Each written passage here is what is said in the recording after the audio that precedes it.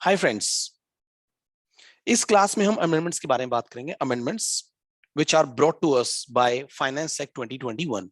Finance act 2021 जो amendments लेके आया था, वो अमेंडमेंट्स 2022 के एग्जाम्स के लिए रेलिवेंट है। 2022 में अगर आपका एग्जाम है, बी इट इन मई और जून 22 और बी इट इन नवंबर और दिसंबर 22, so these amendments are for you. तो ये अमेंडमेंट्स फिर आपके लिए हैं, ठीक है। These are very important amendments for those students who would be appearing in 2022 exams. अगर हम इन अमेंडमेंट्स की बात करें तो टू मी मेरे को ऐसा लगता है कि इन अमेंडमेंट्स की जो इंपॉर्टेंस है वो कौन से बच्चों को होगी। हमारे पास दो टाइप के बच्चे हो सकते हैं इसके लिए। एक वो जिन बच्चों ने एग्जाम दिया था लेकिन जिनका एग्जाम क्वालिफाई नहीं हो पाए and therefore they have luck next time, अगली बार वो ट्राई करेंगे।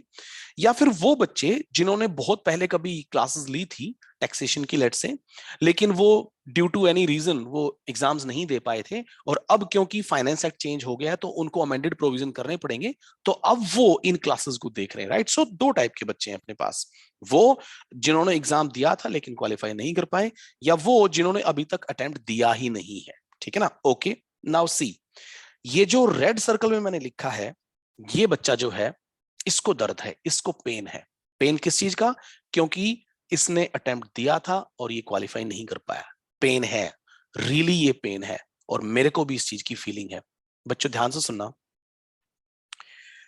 अगर आपने अटेम्प्ट दिया था और आप क्वालिफाई नहीं कर पाए तो केस ये हो सकता है कि हो सकता है आपने मॉड्यूल 1 दिया था या ग्रुप 1 दिया था, ठीक है। सो सेकंड मॉड्यूल या सेकंड ग्रुप तो आपको अदरवाइज भी देना ही था, अदरवाइज भी आपको वो तो देना ही था। तो अगर आप अब बोथ मॉड्यूल की प्रिपरेशन करते हो या बोथ ग्रुप्स को उठाते हो, तो फिर आपको जो 6 महीने का नुकसान अभी दिख रहा है ड्यू टू दिस फेलियर, वो 6 महीने का नुकसान आपका कंपनसेट हो जाएगा। क्योंकि आपको अभी अगले 6 महीने प्रिपरेशन तो लगानी थी आपके सेकंड मॉड्यूल के लिए, सेकंड ग्रुप के लिए, राइट। तो वो 6 महीने का नुकसान जो है उसको हम कंपनसेट कर सकते हैं, लेकिन मेहनत ज्यादा करनी पड़ेगी। अब आपको बोथ मॉड्यूल की प्रिपरेशन या बोथ ग्रुप्स की प्रिपरेशन करनी पड़ेगी। अब कैसे करें? वो कैसे करें के लिए, क्योंकि आपने मॉड्यूल 1 तो पहले से ही कर रखा है, मॉड्यूल 1 तो आपने पहले से कर रखा है, उसको आपको बहुत अच्छे से रिवाइज करना है। मॉड्यूल 2 की आप क्लासेस ले रहे होंगे, ठीक है, तो उन क्लासेस को एज इट इज चलने दो, जैसे आप अदरवाइज अगर पास भी हो जाते तो आप जैसे चलने देते उनको, तो वैसे ही वो आपकी क्लासेस चल रही होंगी। मॉड्यूल 2 ग्रुप 2 की प्रिपरेशन वैसे ही चलती रहेगी आपकी, ठीक है। लेकिन इधर से आपके पास एक मॉड्यूल और है, एक ग्रुप और है, ग्रुप 1, उसकी आपको प्रिपरेशन करनी है, रिवाइज करना है उसको बहुत अच्छे से। सो दो मॉड्यूल्स की आपको, बोथ मॉड्यूल्स की आपको प्रिपरेशन करनी है, ठीक है। ऐसे करके हम अपने 6 महीने का जो नुकसान अभी हमें दिखाई दे रहा है उसको हम रोक सकते हैं। एक तो ये चीज। दूसरी चीज ध्यान से सुनना, अगर आपने एक ग्रुप दिया था तो आपकी रैंक आने की पॉसिबिलिटी नहीं थी, क्योंकि एक ग्रुप देके तो रैंक नहीं आती। लेकिन अगर आप अब अपने आप को तैयार करते हैं for both modules, both groups, और आपकी रैंक आ जाती है, तो आप समझो ना, अभी जब आप फेल हुए हो तो आपके पास तो रैंक की अपॉर्चुनिटी ही नहीं थी। लेकिन अब अगर आप बोथ मॉड्यूल के लिए अपने आप को प्रिपेयर करते हो तो आपके पास वो रैंक वाली पॉसिबिलिटी है, वो भी आपकी आ सकती है, लेकिन मेहनत करनी पड़ेगी। तो ये जो दर्द है ना, इस दर्द को यूज किया जाए, इसे यूज करते हैं, बोथ मॉड्यूल उठाते हैं और बोथ मॉड्यूल के हिसाब से प्रिपरेशन करके रैंक की तैयारी करते हैं। देखो, अगर करना चाहोगे तो हो जाएगा, ठीक है। अपने ऊपर भरोसा करना बहुत जरूरी है आप लोगों का। Just believe in your self, अपने ऊपर भरोसा रखो, ठीक है, आप कर सकते हो। अगेन, कोई फोर्स नहीं कर रहा मैं, decision would be yours only, ये आपका डिसीजन होगा। बट मेरा ये मानना है, अगर आपको लगता है कि आप मेहनत कर सकते हो तो किया जा सकता है, इट इज पॉसिबल। क्योंकि आपको फर्स्ट ग्रुप की, फर्स्ट मॉड्यूल की तो केवल रिवीजन करनी है बहुत अच्छे से, और आपको ये देखना है कि आपसे पिछले अटेम्प्ट में क्या क्या गलतियां हुई थी, उन गलतियों को सुधारना है, और 2-3 रिवीजन देने उसको बहुत अच्छे से, क्योंकि आप थ्रू नहीं कर पाए उसमें, राइट। हाँ, सेकेंड मॉड्यूल जो है वो आपका चल ही रहा होगा, जिसकी प्रिपरेशन आप ऑलरेडी कर रहे होगे, उसको एज इट इज लेके चलें। लेकिन आपको अपना पढ़ने का टाइम बढ़ाना पड़ेगा, आपको अपना टाइम स्टडी का बढ़ाना पड़ेगा। मेरा ये मानना है, अगर आप दिन में 10 घंटे पढ़ाई पे लगाते हो, 10 आवर्स यहां से लेके आपके एग्जाम तक मेरा ये मानना है कि फिर आपको कोई फेल नहीं कर सकता। ठीक है, तो 10 घंटे आपको पढ़ना पड़ेगा, और 10 घंटे ज्यादा नहीं है, प्रोवाइडेड दैट एक तो आप अपना ये डिवाइस यूज नहीं करते, ठीक है मोबाइल फोन की बात कर रहा हूं मैं, राइट, इससे थोड़ा सा दूर रहें। और दूसरी चीज, आपको थोड़ा सा अपना इंटरेस्ट क्रिएट करना पड़ेगा सब्जेक्ट्स में। जब आप इंटरेस्ट क्रिएट कर पाएंगे तो फिर आपका मन लगेगा तो ये 10 आवर्स क्या, 12 आवर 13 आवर आप पढ़ेंगे, आपको पता भी नहीं चलेगा, राइट। सो प्लीज प्लीज, ये जो दर्द है इस दर्द को ज्यादा लंबा ना खींचें, और अपने आप को उठाएं। अब बहुत मॉड्यूल के लिए उठाएं, या जो भी आपकी स्ट्रेटेजी उसके हिसाब से चलें, बट प्लीज प्लीज आपको उठना पड़ेगा। ठीक है, with that let's get started then. सबसे पहले हम लेके चलते हैं basic concepts. So basic concepts की अगर बात करें तो बेसिक कॉन्सेप्ट्स के चैप्टर में कोई बहुत ज्यादा अमेंडमेंट्स नहीं है, एक छोटा सा अमेंडमेंट है, ये रहा आपके सामने। सी, अगर आपको याद हो, हमारे पास एक एक डोमेस्टिक कंपनी के केस में अगर उसकी टर्नओवर पिछले 2 साल पुराने जो साल होगा, उसकी टर्नओवर अगर उसकी 400 करोड़ से ज्यादा नहीं है, तो इस साल में उसका टैक्स रेट 25% होता है। ठीक है जी, हम उस कंपनी के बारे में बात करें जिस कंपनी की आज के साल से 2 साल पीछे जाना पड़ेगा अपने को, अगर 2 साल पीछे की उसकी टर्नओवर 400 करोड़ से ज्यादा नहीं है, राइट, तो उस कंपनी के केस में जो टैक्स का रेट होगा वो 25% होगा, राइट।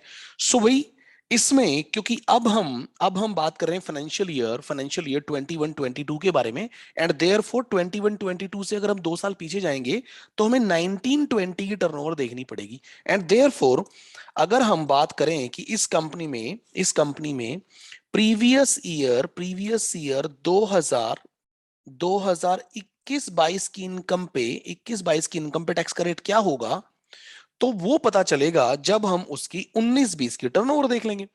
19-20 यानी कि ठीक इससे 2 साल पहले की बात है, देखो ना, इससे 2 साल पहले की बात है, ठीक है जी। सो 19-20 में अगर उसकी टर्नओवर 400 करोड़ से ज्यादा नहीं थी, मतलब वो 400 करोड़ या उससे कम वाली कंपनी है, तो उस पर टैक्स का रेट 25% हो जाएगा, नहीं तो फिर टैक्स का रेट उस पर भी 30% हो जाएगा। तो कुछ नहीं है, ये कोई अमेंडमेंट नहीं है एज सच, ये हमें 21-22 के साल में टैक्स का रेट जब देखना है तो हमें ये 19-20 करना पड़ेगा। जब हम अगले साल चले जाएंगे तो फिर अपने को इसमें भी 1 साल बढ़ाना पड़ेगा, ठीक है ना। तो इसमें इन दोनों सालों में हमेशा 2 साल का गैप होता है। क्लियर? हाँ सर, इसमें तो कोई अमेंडमेंट था नहीं। यस, अब चलते हैं जी आगे। नेक्स्ट है अपने पास residential status and incidence of tax. बच्चों, इसमें जो चेंजेस हुए हैं वो मेजर चेंजेस हैं, और इसमें कई सारे चेंजेस हुए हैं इस चैप्टर में। सो इसके चेंजेस बड़े इंपॉर्टेंट हो जाते हैं। सबसे पहले बात करते हैं, एक नई डेफिनेशन इंसर्ट की गई है, नई definition, and that definition is for meaning of liable to tax. Liable to tax, देखो बच्चों, पिछले साल ना क्या हुआ था, हमारे पास कुछ कुछ 2 केसेस आए थे, उसमें से एक केस था डीम्ड रेजिडेंट मानने का। डीम्ड रेजिडेंट मतलब वो रेजिडेंट था नहीं, उसे रेजिडेंट मान लिया गया था। एक नई सेक्शन पिछले साल आई थी, सेक्शन 61A। उसने बोला था कि हम डीम्ड रेजिडेंट मान लेंगे अगर अगर उसने क्या बोला, एक बार पढ़ लेते हैं, इसी में रिक्वायरमेंट है, अगर an individual being a citizen of India, अगर कोई इंडिविजुअल इंडिया का सिटीजन है, having taxable income other than the income from foreign source, foreign की इनकम नहीं, इंडिया की इनकम, इसका मतलब इंडिया की इनकम की बात कर रहा है। Individual who is a citizen of India, उसकी इंडिया की इनकम 15 लाख रुपए से ज्यादा है, ध्यान से देखना, वो इंडिया का सिटीजन है, पहली कंडीशन। दूसरी कंडीशन, उसकी इंडिया के सोर्स की इनकम 15 लाख रुपए से ज्यादा है, and he is not liable to income tax in any other country or the territory by reason of his domicile or resident or other similar criteria। वो कह रहा है कि भाई अगर ये 3 कंडीशन पूरी हो गई ना, then such individual will be deemed to be resident but not ordinary resident. तो हम इसे resident but not ordinary resident मान लेंगे। अगर आपको याद हो, इंडिविजुअल के केस में 3 स्टेटस हो सकते हैं।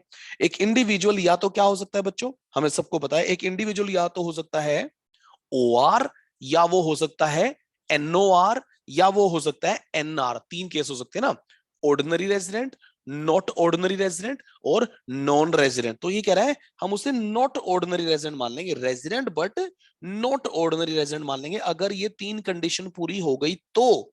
ये आपको डिटेल में कंडीशंस पता है, सेक्शन 61A ने बोला था ये, फिर से बता दो 6(1) ने क्या बोला था कि अगर कोई इंडिया का सिटीजन है, उसके पास इंडियन सोर्स की इनकम 15 लाख रुपए से ज्यादा है और उसके ऊपर बाहर की किसी कंट्री में टैक्स नहीं लगता, तो इंडियन गवर्नमेंट ने बोला तो हम ले लेंगे टैक्स। इंडियन गवर्नमेंट तो आप जानते ही ना, इंडियन गवर्नमेंट ने बोला तो हम ले लेंगे टैक्स। तो अगर ये 3 कंडीशन पूरी हो जाती थी बच्चों, तो उसको माना जाता था resident but not ordinary resident. ठीक है जी, ओके। अब उसमें लाइबल टू इनकम टैक्स को डिफाइन नहीं किया गया था पहले, तो उसको डिफाइन किया गया बस कि भाई लाइबल टू इनकम टैक्स का क्या मतलब होता है, कब उसे लाइबल माना जाएगा इनकम टैक्स पे करने के लिए। तो उसने बोला कि liable to tax as per newly inserted section 229A, it says liable to tax in relation to a person with reference to a country means liable to tax का मतलब है there is an income tax liability on such person, उस person के ऊपर income tax की liability है under that country, law of that country, उस देश में उसके ऊपर income tax पे करने की liability है, and shall include, और इसमें शामिल है shall include a person who has subsequently been exempted from such liability under any law of that country। वो ये कह रहा है कि अगर किसी के ऊपर इनकम टैक्स की लायबिलिटी है बाहर के किसी कंट्री के टैक्स लॉ के हिसाब से, बाहर के किसी कंट्री के टैक्स लॉ के हिसाब से अगर उसके ऊपर इनकम टैक्स की लायबिलिटी है, तो उसे हम मानेंगे लायबल टू टैक्स।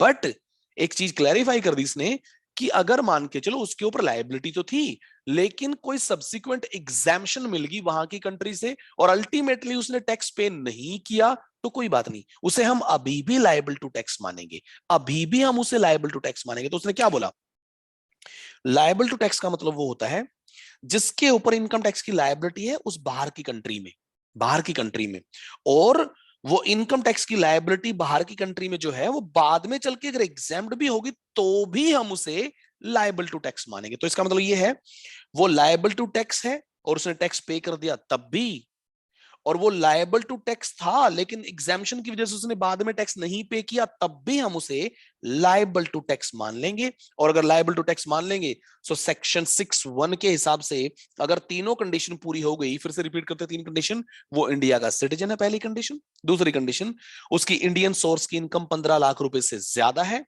ठीक है जी, और बाहर की कंट्री में ही इज नॉट लायबल, है ना, उसने क्या बोला था, he is not liable to tax and therefore, तभी तो इंडियन गवर्नमेंट ने बोला कोई बात नहीं, बाहर की कंट्री में if he is not liable तो हम टैक्स लेंगे उससे, ठीक है ना, ओके जी, okay. So next we have amendment relating to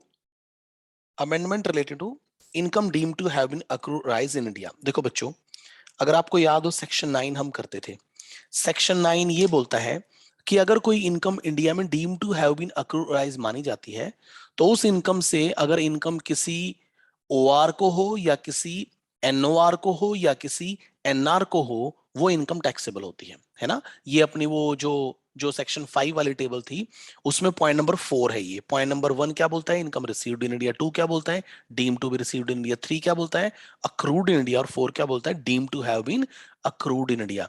income deem to have been accrued को सेक्शन 9 में डिफाइन किया गया था। सेक्शन 9 में एक पॉइंट था कि अगर किसी का इंडिया में बिजनेस कनेक्शन हो जाता है तो उसकी इनकम इंडिया में डीम टू हैव बीन अक्रूराइज मानी जाती है।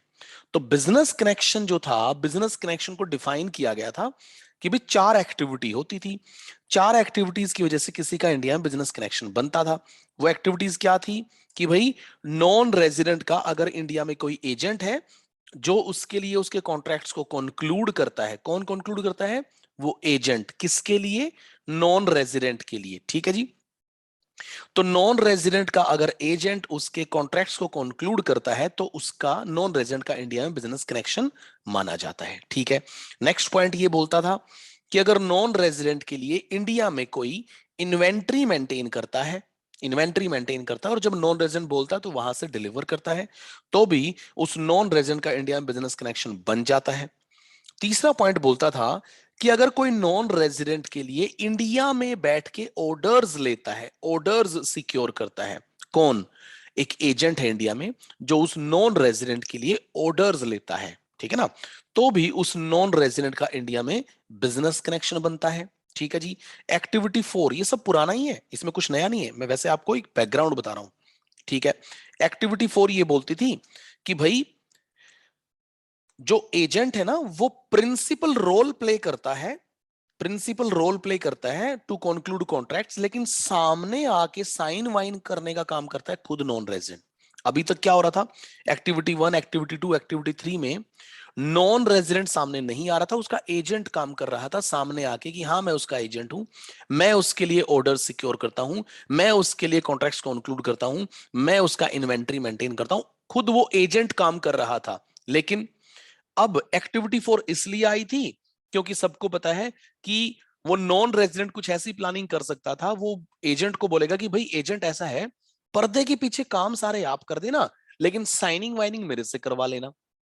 अब ऐसे लोग प्लानिंग कर रहे थे। प्लानिंग कैसे, जब नॉन रेजिडेंट खुद साइन कर रहा है तो एजेंट तो दिख नहीं रहा ना, एजेंट तो किसी को दिख नहीं रहा कि उसका एजेंट इंडिया में, एंड देयरफॉर उसका बिजनेस कनेक्शन नहीं बनता था। तो एक्टिविटी 4 तो पहले ही आ गई थी, गवर्नमेंट ने पहले ही इस चीज को कैप्चर कर लिया था। गवर्नमेंट ने बोला कि अगर नॉन रेजिडेंट खुद कॉन्ट्रैक्ट्स वगैरह साइन करता है, लेकिन उन कॉन्ट्रैक्ट्स वगैरह के लिए जो प्रिंसिपल रोल प्ले करता है वो एजेंट करता है, मतलब एजेंट है जो सारे के सारे काम करता है, हाँ, लेकिन साइनिंग वाइनिंग नॉन रेजिडेंट करता है तो भी कोई बात नहीं, कोई बात नहीं। नॉन रेजिडेंट हालांकि साइन कर रहा है लेकिन पर्दे के पीछे अभी भी एजेंट है, तो उसको भी इंडिया में बिजनेस कनेक्शन माना गया था। ठीक है, ये 4 एक्टिविटी पुरानी है। एजेंट है, उसके लिए ऑर्डर सिक्योर करेगा। सेकंड, एजेंट है, उसके लिए इंडिया में कॉन्ट्रैक्ट्स कंक्लूड करेगा। थर्ड, एजेंट है, वो उस नॉन रेजिडेंट के लिए इंडिया में इन्वेंट्री मेंटेन करेगा। और फोर्थ क्या थी कि वो जो एजेंट है वो प्रिंसिपल रोल प्ले करेगा। प्रिंसिपल रोल प्ले करेगा मतलब पर्दे के पीछे सारे के सारे काम वो एजेंट करेगा, बट कॉन्ट्रैक्ट्स कंक्लूड खुद नॉन रेजिडेंट करेगा। तो कोई बात नहीं, एक्टिविटी 4 ने तो उसको भी बिजनेस कनेक्शन मान लिया था।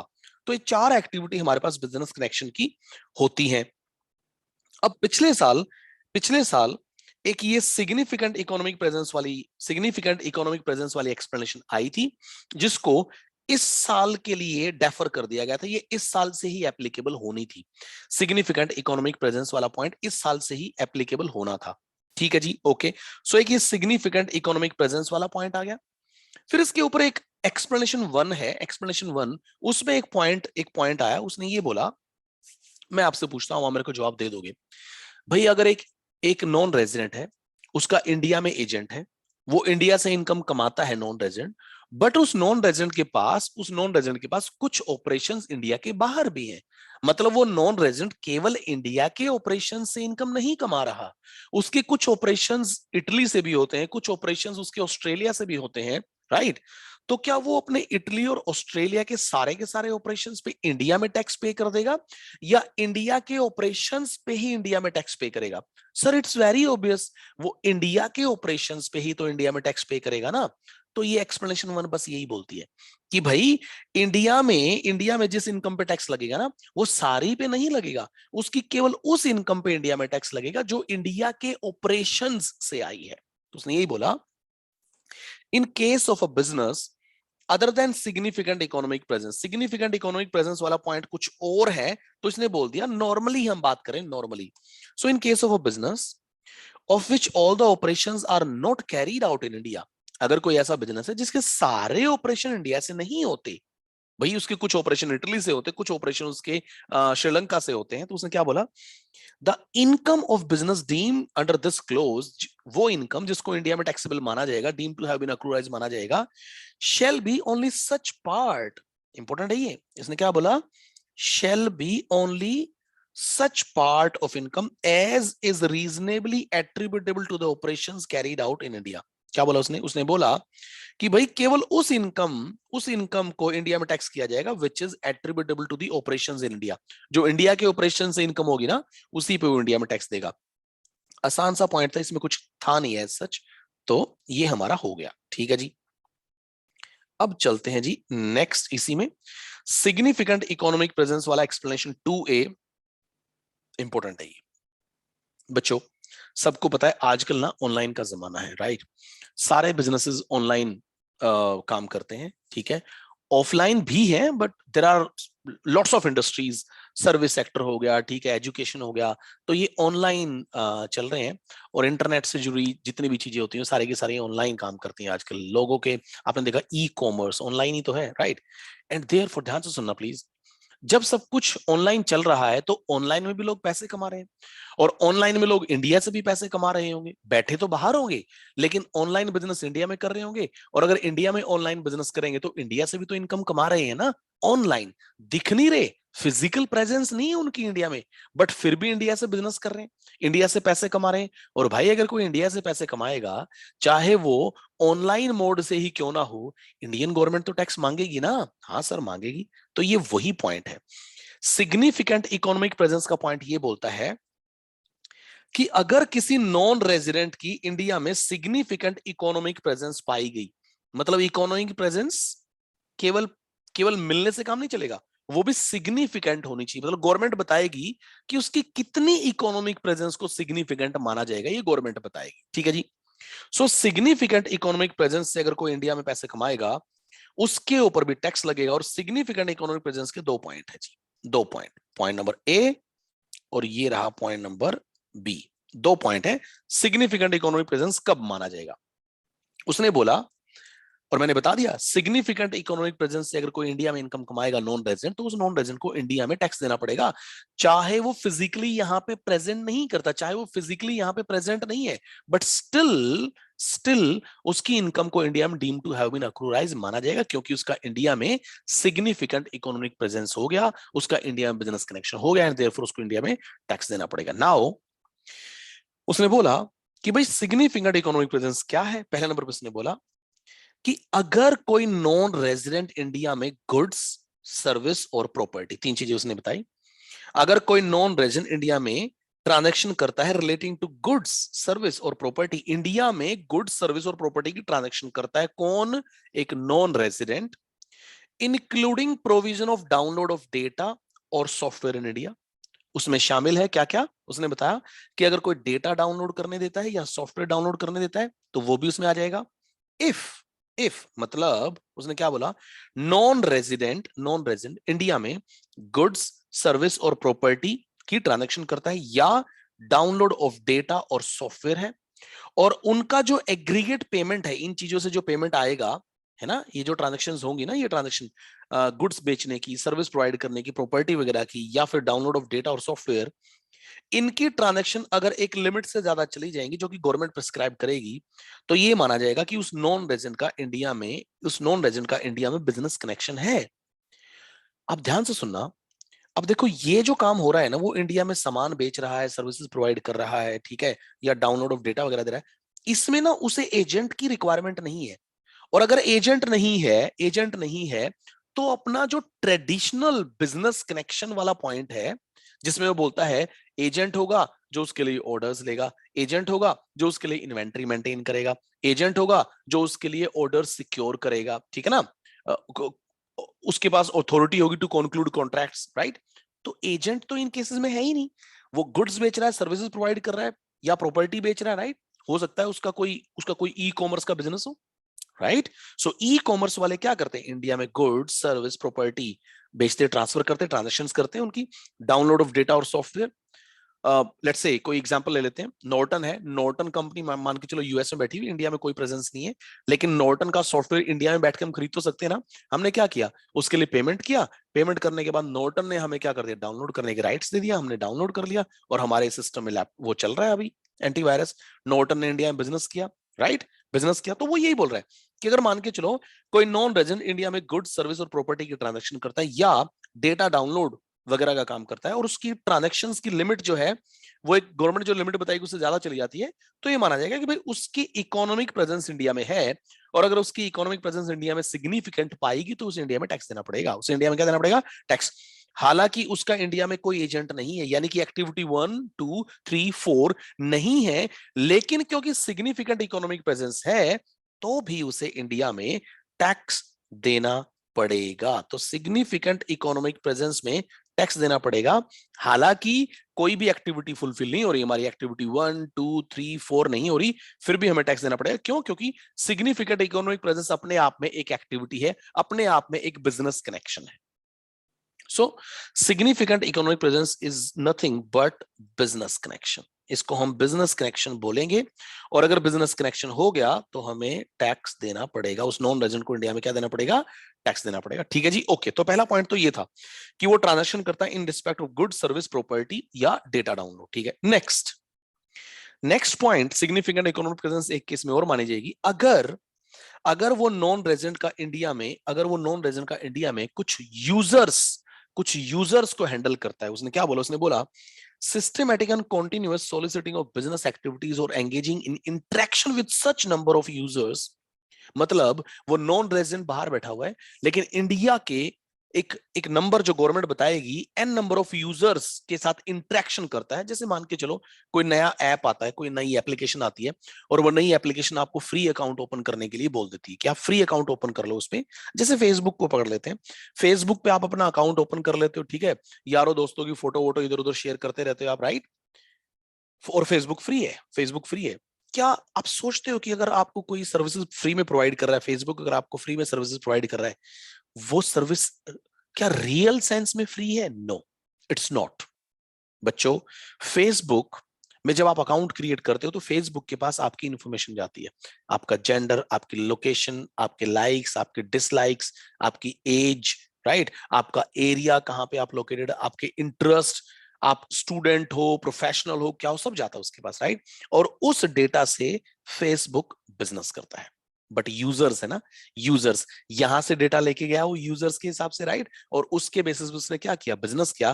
तो इंडियन गवर्नमेंट को तो चुना लग गया ना, राइट, क्योंकि इंडिया के यूजर्स का डेटा कलेक्ट करके अगर कोई इंडिया के बाहर जाके बिजनेस करेगा, उससे इनकम कमाएगा, तो इंडिया इंडिया की गवर्नमेंट की तो कंसर्न होगी ना, इंडिया का तो नुकसान हो गया ना। यस, तो इसीलिए ये वाला पॉइंट भी आया। सिग्निफिकेंट इकोनॉमिक प्रेजेंस दो टाइप से बनती है बच्चों। दो टाइप क्या क्या बताया मैंने? पहला, तो अगर कोई इंडिया में गुड सर्विस और प्रॉपर्टी या फिर डेटा डाउनलोड करता है और उसकी ट्रांजैक्शंस की लिमिट गवर्नमेंट की बताई हुई लिमिट से ज्यादा चली जाती है, तो उसकी सिग्निफिकेंट इकोनॉमिक प्रेजेंस इंडिया में मानी जाएगी। यहां पे आप ई कॉमर्स को एक एग्जांपल के तौर पे ले सकते हो। ठीक है जी, ओके। दूसरा, अगर कोई इंडिया में एक नंबर ऑफ यूजर्स जो गवर्नमेंट बताएगी कि इतने यूजर से ज्यादा अगर किसी के यूजर्स इंडिया में हैं, राइट, और वो जो जो नॉन रेजिडेंट है वो इंटरेक्शन करता है उन यूजर्स के साथ, उन यूजर्स का डेटा डेफिनेटली वो यूज करता है। सिमिलरली फेसबुक भी आपको ये थोड़ी बताएगा कि हम आपके डेटा को यूज करते, बट वो करते तो है ही ना। यस, सो दो केस आए सिग्निफिकेंट इकोनॉमिक प्रेजेंस के, इंडिया में गुड सर्विस और प्रॉपर्टी की ट्रांजैक्शन करना, और इंडिया में यूजर्स के साथ इंटरेक्शन करना, यूजर्स का डेटा मेंटेन करना, और उस डेटा से डेफिनेटली बिजनेस करना। गवर्नमेंट ने बोला इन दो केसेस को भी हम बिजनेस कनेक्शन मानेंगे, और बिजनेस कनेक्शन अगर हमने मान लिया तो उसके ऊपर इंडिया में इन नॉन रेजिडेंट को टैक्स देना पड़ेगा। ठीक है जी, प्रोवाइडेड दैट, इसमें एक पॉइंट और है, provided that the transaction or activities shall constitute significant economic presence in India whether or not, उसने बोला ट्रांजैक्शन और activity shall constitute significant economic presence in India whether और नॉट, मतलब उसको इंडिया में सिग्निफिकेंट इकोनॉमिक प्रेजेंस तो माना ही जाएगा, वेदर और not the agreement for such transaction or activities is entered in India, चाहे उन ट्रांजैक्शंस का एग्रीमेंट इंडिया में हो या ना हो। Non resident has a residence or place of business in India, non resident का इंडिया में रहना मतलब रेजिडेंस और उसका प्लेस ऑफ बिजनेस हो या ना हो। Non resident render services in India, non resident India में सर्विसेज रेंडर करे या ना करे, वो ये कहना चाह रहा है सिग्निफिकेंट इकोनॉमिक प्रेजेंस बन जाएगा, सिग्निफिकेंट इकोनॉमिक प्रेजेंस बन जाएगा अगर ये ए और बी क्लॉज फुलफिल हो गए तो। उसके बाद चाहे नॉन रेजिडेंट की इंडिया में फिजिकल प्रेजेंस हो या ना हो, उसने इंडिया में कोई एग्रीमेंट किया हो या ना किया हो, उसने इंडिया में कोई सर्विसेज प्रोवाइड की हो या ना प्रोवाइड की, मतलब इन चीजों का कोई फर्क नहीं पड़ेगा। अगर अगर ये दो पॉइंट लग गए ना तो उसका सिग्निफिकेंट इकोनॉमिक प्रेजेंस बन जाएगा, चाहे वो यहाँ पे रहता है नहीं रहता, कोई फर्क नहीं पड़ता उससे, एंड देयरफॉर से इंडिया में टैक्स देना पड़ेगा। ठीक है ना, ओके।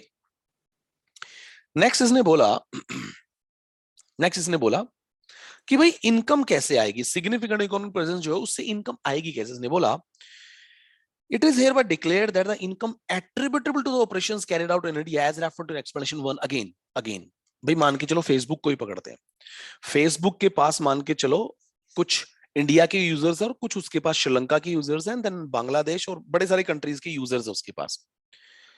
उसके पास इंडिया के यूजर्स भी हैं।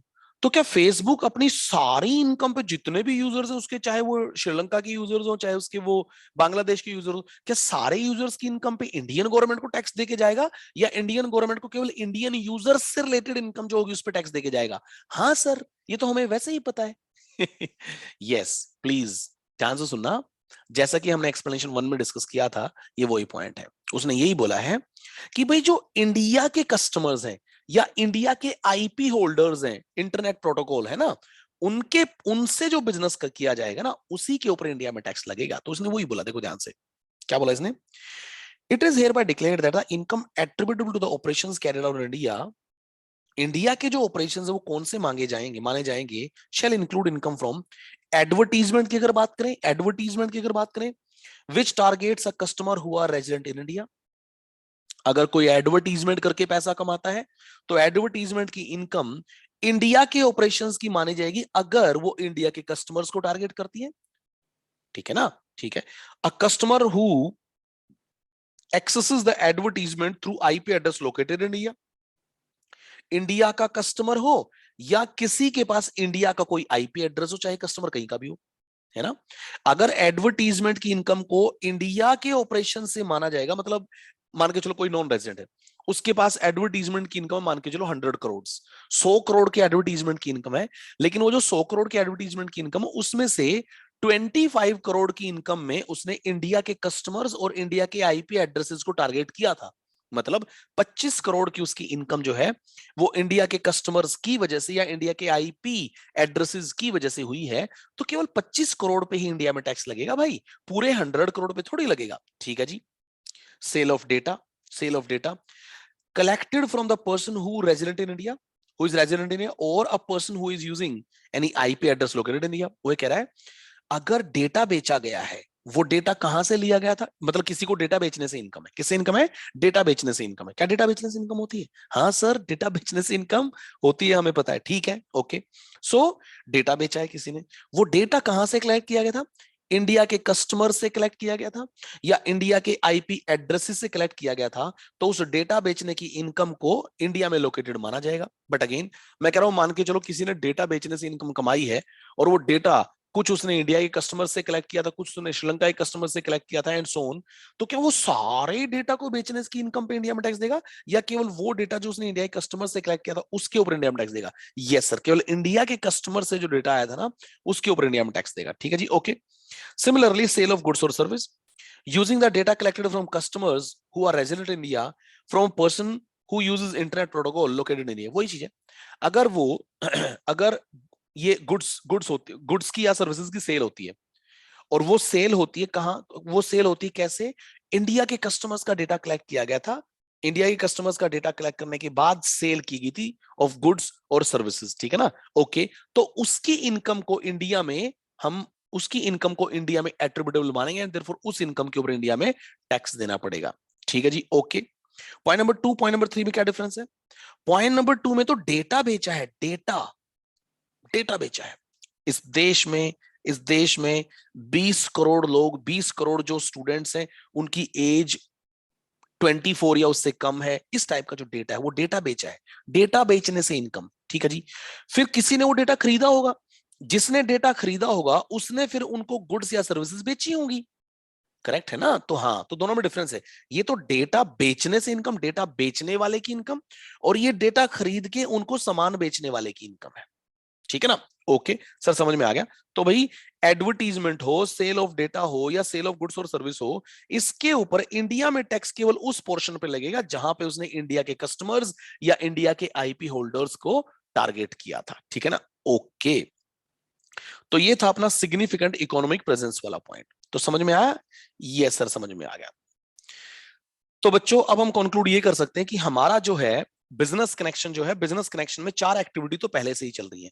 अगर एक सेकंड, बिजनेस कनेक्शन अगर इंडिया में होगा तो इंडिया में टैक्स लगेगा नहीं लगेगा? अगर किसी का बिजनेस कनेक्शन इंडिया में होगा तो इंडिया में टैक्स लगेगा। ठीक है ना, ओके। बिजनेस कनेक्शन इंडिया में कब होता है? जब एक्टिविटी 1 हो। एक्टिविटी 1 कब होती है? जब एजेंट होता है, वो कॉन्ट्रैक्ट्स कंक्लूड करता है। कॉन्ट्रैक्ट्स क्या करता है? कंक्लूड करता है। दूसरा दूसरा एक एजेंट होता है, वो इन्वेंट्री मेंटेन करता है।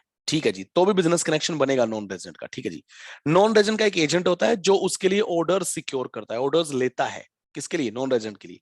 तो भी नॉन रेजिडेंट का इंडिया में क्या बनेगा? बिजनेस कनेक्शन बनेगा। एक्टिविटी 4 ने क्या बोला कि अगर उसका एजेंट प्रिंसिपल रोल प्ले करता है, हालांकि कॉन्ट्रैक्ट वगैरह साइन करता है खुद वो नॉन रेजिडेंट, तो भी नॉन रेजिडेंट का इंडिया में बिजनेस कनेक्शन बनेगा। और ये एक्सप्लेनेशन 2A ने क्या बोला? एक्सप्लेनेशन 2A ने बोला अगर किसी नॉन रेजिडेंट का इंडिया में सिग्निफिकेंट इकोनॉमिक प्रेजेंस भी पाएगी तो भी हम उसे बिजनेस कनेक्शन मानेंगे, और बिजनेस कनेक्शन अगर माना गया तो टैक्स लगेगा। क्या लगेगा? टैक्स। सिग्निफिकेंट इकोनॉमिक प्रेजेंस में 2 पॉइंट आए। इंडिया में ट्रांजैक्शन करना in respect of good service और प्रॉपर्टी, पहला पॉइंट, या फिर डेटा, डेटा डाउनलोड है ना, और सॉफ्टवेयर डाउनलोड। ठीक है जी, ओके। और दूसरा सिग्निफिकेंट इकोनॉमिक प्रेजेंस का पॉइंट था कि अगर कोई इंडिया में प्रिस्क्राइब्ड नंबर ऑफ यूजर्स से ज्यादा यूजर्स के साथ इंटरेक्शन करता है, उन यूजर्स का डेटा यूज करता है, एंड देयरफॉर उसको भी इंडिया में बिजनेस कनेक्शन माना जाएगा, क्योंकि वो भी सिग्निफिकेंट इकोनॉमिक प्रेजेंस हो जाता है। ठीक है जी, ओके। अब आगे चलते हैं बच्चों। ये जो अमेंडमेंट है ना, ये 2 चैप्टर्स में अमेंडमेंट है। ये वाला जो अमेंडमेंट है ये 2 चैप्टर्स में है एक्चुअली। एक तो अपना residential status and incidence of tax में सेक्शन 9B एक नई सेक्शन आई है, एंड देन कैपिटल गेन वाले चैप्टर में हमारे पास सेक्शन 45(4) पहले से है, लेकिन उसको सब्स्टिट्यूट कर दिया गया, मतलब पुरानी 45(4) जो है वो हट गई, अब उसकी जगह एक नई 45(4) आ गई। So we have 2 amendments. क्या? इस चैप्टर में residential status and that incidence of tax वाले चैप्टर में एक नई सेक्शन आई है 9B, एंड कैपिटल गेन वाले चैप्टर में जो सेक्शन 45(4) पहले से थी उसको सब्स्टिट्यूट कर दिया गया, पुरानी सेक्शन खत्म हो गई। ठीक है जी, और नई सेक्शन उसके प्लेस पे आ गई। ठीक है जी, ओके। अब ये 2 सेक्शन क्या है, जरा ध्यान से सुनना प्लीज, जरा ध्यान से सुनना। होता क्या है, जैसे एक छोटा सा केस लेते हैं यहां पे। भाई बच्चों, ये बड़ा इंपॉर्टेंट अमेंडमेंट है। वो ये बोलता है कि भाई एक है ये पार्टनरशिप फर्म फर्म ठीक है ना, ये फर्म है, और ये है इसका पार्टनर पार्टनर ठीक है जी। अब क्या हो रहा है, ये पार्टनर जो है ये मान के चलो छोड़ के जा रहा है फर्म को। जब ये फर्म को छोड़ के जाएगा, ये फर्म को छोड़ के जाएगा, तो फर्म इसको कुछ असेट्स ट्रांसफर करेगी। फर्म इसको कुछ असेट्स ट्रांसफर करेगी, या इसकी जो कैपिटल कंट्रीब्यूशन होगा, इस कैपिटल कंट्रीब्यूशन का हिसाब होगा, राइट। सो हो क्या रहा है, फर्म की तरफ से कुछ जा रहा है किसके पास? पार्टनर के पास। इसका मतलब फर्म से जाएगा और पार्टनर के पास आएगा। ठीक है ना। ये फर्म से कब कब जा सकता है? पार्टनर जा सकता है, हो सकता है पार्टनर रिटायर हो रहा हो, या फिर हो सकता है फर्म का डिसोल्यूशन हो गया हो, रिकंस्ट्रक्शन हो गया हो। ठीक है ना, ओके। पार्टनर का हिसाब किया जा रहा है, पार्टनर को कुछ दिया जा रहा है, सो ही इज रेसिपिएंट।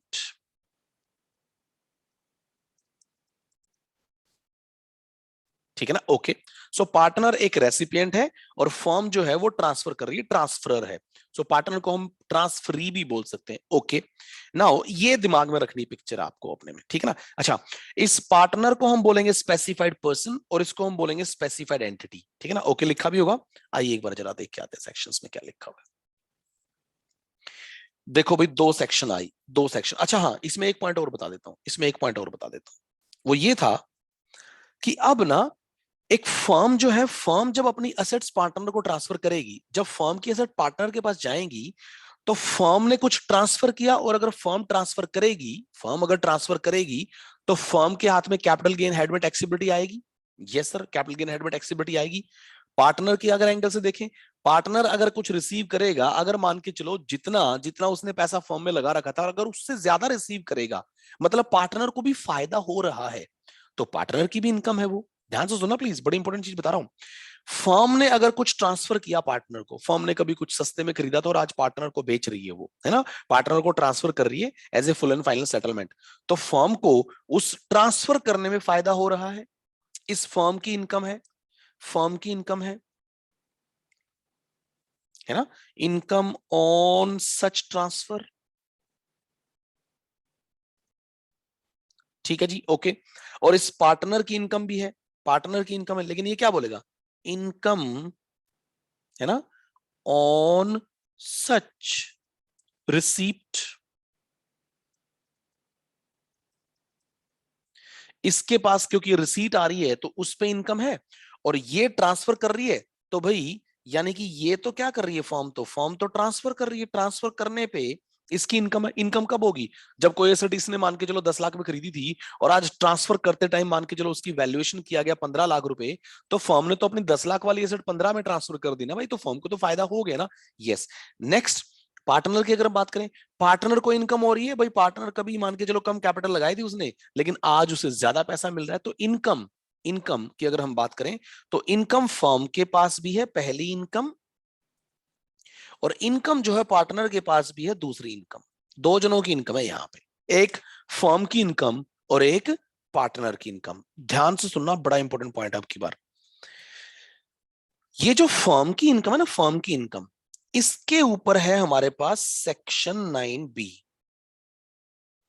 9B में इसके बारे में बात होगी, ठीक है। और ये जो पार्टनर की इनकम है, इसके लिए हमारे पास है सेक्शन 45(4).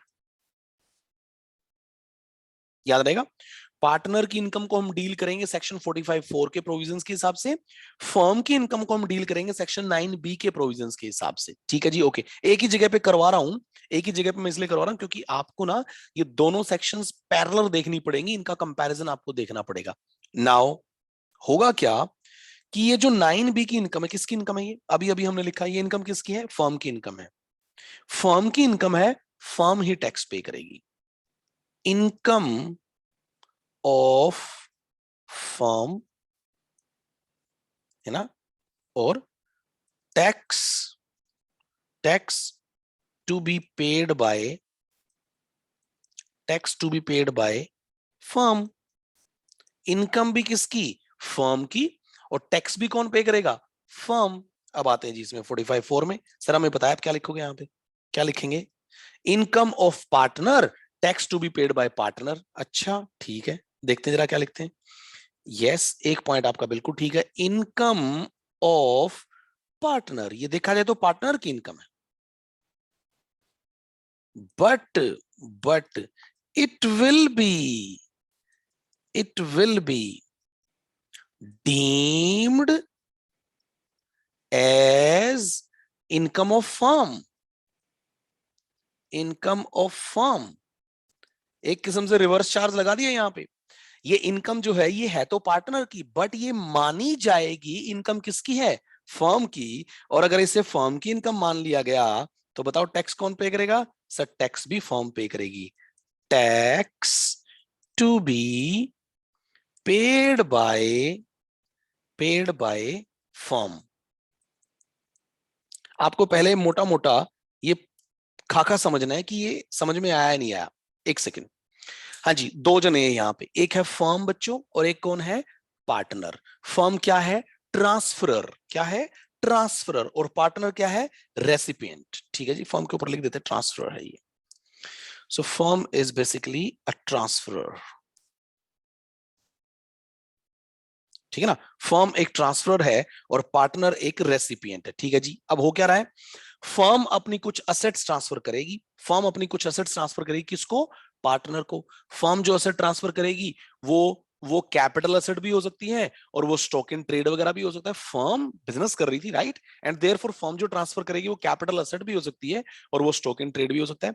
उधर अगर हम पार्टनर की बात करें, पार्टनर एक रेसिपिएंट है, क्या है, रेसिपिएंट।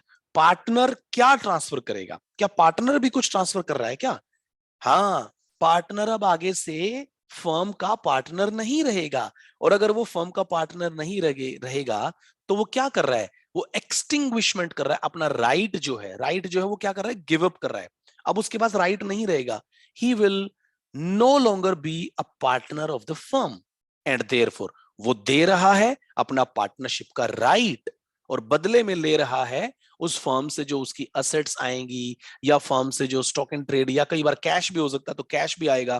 तो पार्टनर को एक हाथ से मिलेगा, है ना, असेट्स वगैरह कैश वगैरह, और दूसरे हाथ से अब वो आगे से पार्टनर नहीं रहेगा, वो गिव अप कर देगा। ठीक है जी, ओके। सो पार्टनर के पास आ रही है इनकम, जा क्या रहा है, उसका राइट जा रहा है। फर्म के पास इनकम कैसे होगी? फर्म के पास से असेट्स जा रही हैं और वो असेट्स जो है फर्म ने कभी सस्ते में खरीदी होंगी, तो फर्म ने भी ट्रांसफर किया और पार्टनर ने भी ट्रांसफर किया। फर्म की भी इनकम, पार्टनर की भी इनकम, ठीक है जी, दोनों की इनकम हो रही है यहां पे। फर्म अपनी इनकम पे अपने आप ही टैक्स पे करेगी, 9B ने बताया। लेकिन जो पार्टनर की इनकम है उसे फर्म की इनकम माना जाएगा, और अगर उसे फर्म की इनकम माना जाएगा तो फिर उसके ऊपर टैक्स भी कौन देगी? फर्म देगी, फर्म। हमने मोटा मोटा ना इस एग्जांपल से इसको समझा है कि हम इसमें क्या डिस्कशन करने वाले हैं। अब जरा चलते हैं पीछे सेक्शन पे। देखो सेक्शन ने क्या बोला है। सेक्शन ने बोला है सेक्शन 9B और इधर है 45(4), ठीक है जी। Income of specified entity under the head PGBP और कैपिटल गेन। स्पेसिफाइड एंटिटी का मतलब मैंने बता दिया था, फर्म समझ के चलेंगे इसको। क्या समझ के चलेंगे? फर्म। सो फर्म की income under the head PGBP या फिर कैपिटल गेन। अगर ये फर्म ट्रांसफर करेगी स्टॉक इन ट्रेड तो फिर ये उसकी पीजीपी की इनकम, और अगर ये फर्म ट्रांसफर करेगी कैपिटल असेट तो फिर ये उसकी कैपिटल गेन की इनकम, ठीक है ना? ओके। और ये कैपिटल गेन की income specified entity, right, specified entity कौन है यहाँ पे? फर्म है। लेकिन क्या ये इनकम वास्तव में फर्म की है? नहीं सर, ये इनकम वैसे देखा जाए तो है तो पार्टनर की, बट माना गया है इसे फर्म की इनकम। और फर्म की इनकम कौन से हेड में टैक्सेबल होगी? यहाँ पे कैपिटल गेन हेड में टैक्सेबल होगी। अब आइए इसको पढ़ के देखते हैं इसने क्या लिखा हुआ है। देखिए जी, दोनों सेक्शन आपके सामने अगल बगल। Deem transfer where a specified person receives, specified person यानी कि partner receives during the previous year any capital asset मिलती है उसे, स्टॉक एंड ट्रेड मिलता है या दोनों मिलते हैं। अगर एक पार्टनर को capital asset, stock and trade या दोनों मिलते हैं फ्रॉम अ स्पेसिफाइड एंटिटी यानी कि फर्म, नीचे चल के हम सीख भी लेंगे, इन कनेक्शन विद डिसोल्यूशन हो गया या रिकॉन्स्टिट्यूशन हो गया, फर्म का डिसोल्यूशन हो गया या उसका रिकॉन्स्टिट्यूशन हो गया, और उस फर्म से पार्टनर को कैपिटल एसेट मिलती है, स्टॉक एंड ट्रेड मिलता है, दोनों मिलते हैं, देन तो ऊपर तक क्या बताया इस सेक्शन ने? ऊपर तक ये बताया पार्टनर को ये कैपिटल एसेट या स्टॉक इन ट्रेड या बोथ ये मिलते हैं किससे? फर्म से। कब मिलते हैं? डिसोल्यूशन के टाइम पे या रिकॉन्स्टिट्यूशन के टाइम पे, ठीक है। डिसोल्यूशन क्या होता है, रिकॉन्स्टिट्यूशन क्या होता है, नीचे लिखा हुआ है, वैसे हम समझेंगे इसको। देन अगर ऐसा हो गया, मतलब अगर पार्टनर को कुछ रिसीव हुआ, ये तीन चीजें रिसीव हुई, देन द स्पेसिफाइड एंटिटी यानी कि firm shall be deemed to have transferred such capital assets, stock in trade or both to the specified person। ये माना जाएगा कि उसने ट्रांसफर कर दिया, किसने? फर्म ने ट्रांसफर कर दिया, किसको? स्पेसिफाइड पर्सन को। इन द ईयर, मतलब ट्रांसफर हो गया in the year in which such capital asset और स्टॉक इन ट्रेड और both are received by the specified person. उसने बोला कौन से साल में ट्रांसफर मानेंगे? उस साल, है ना, in the year in which such asset और stock in trade etcetera are received by the specified person. भाई बताना, मान के चलो ये सेटलमेंट की भाई पार्टनर को क्या क्या जाएगा, मान के चलो डिसाइड हो रहा है कि पार्टनर को इतने की कैपिटल सेट जाएंगी, इतने का स्टॉक एंड ट्रेड वगैरह जाएगा, और ये बात चल रही है मान के चलो 30 मार्च में, 30 मार्च में बात चल रही है। 30 मार्च में सारा सब कुछ हमने राइटिंग में लिख दिया कि पार्टनर को क्या क्या मिलेगा, बट वो मिला जाके 10 अप्रैल को अगला साल। अब आपको पता है मार्च का मतलब पिछला साल था, अप्रैल से वो अगला साल होगा। कब मानेंगे ट्रांसफर? कौन से साल में मानेंगे? जिस साल में बैठ के हिसाब किया, मार्च वाले साल में, या जिस साल में अल्टीमेटली ये चीजें रिसीव हुई पार्टनर को। यस सर, जिस साल में पार्टनर को रिसीव हुई ना, उस साल का हम उसे क्या मानेंगे? ट्रांसफर मान के चलेंगे जी। ठीक है जी, ओके ओके। तो नेक्स्ट उसने बोला, अभी यही सेक्शन पढ़ रहे हैं हम, नेक्स्ट उसने बोला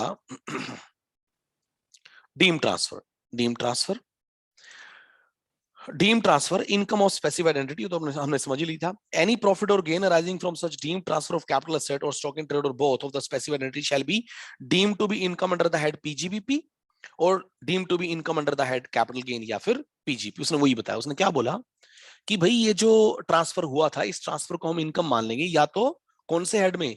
बिजनेस प्रोफेशन हेड में या फिर कैपिटल गेन हेड में। बिजनेस प्रोफेशन हेड में कब? जब वो स्टॉक इन ट्रेड है। कैपिटल गेन हेड में कब? जब वो कैपिटल एसेट है। ठीक है जी, ओके। कितने में बेचा, ये अगला पॉइंट है। Fair market value of transferred asset will be there full value consideration.